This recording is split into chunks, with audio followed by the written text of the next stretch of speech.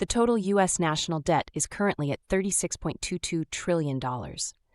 A government that borrows in a foreign currency can go bankrupt, not so when it borrows from abroad in its own currency through foreign purchases of U.S. Treasury bills.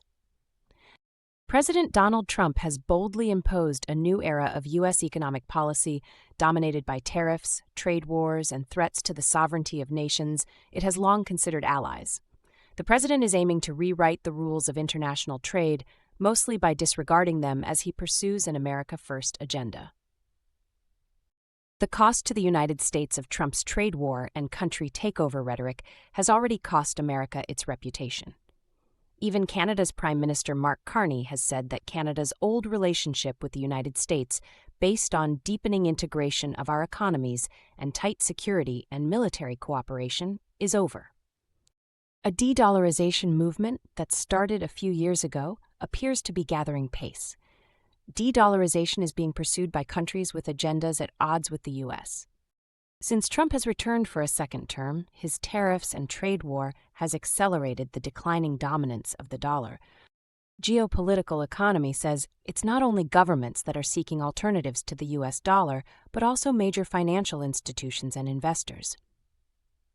The global head of FX research at Deutsche Bank warned we are witnessing a simultaneous collapse in the price of all U.S. assets, including equities, the dollar versus alternative reserve FX, and the bond market. We are entering uncharted territory in the global financial system. But to what extent could this dethrone the dollar? Is the U.S. dollar and its status as the world's most important reserve currency about to be tossed into the rubbish bin of world history?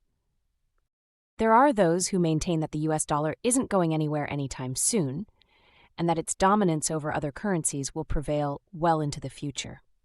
Despite the decline in the dollar's share of official FX reserves, it remains central to international finance. It's hard to ignore the fact that no other country has a market value of roughly $27 trillion for its marketable treasury debt. Central banks are buying gold because of protection against currency instability as global debt reaches unsustainable levels.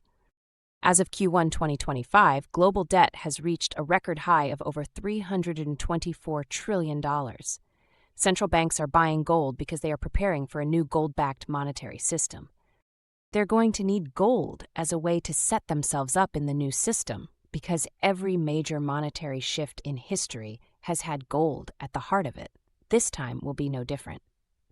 At AOTH, we believe what this means for us as retail investors is simple: buy gold, because demand will surely exceed the supply and move the price even higher than it is now. Thank you for watching. Is the dollar done?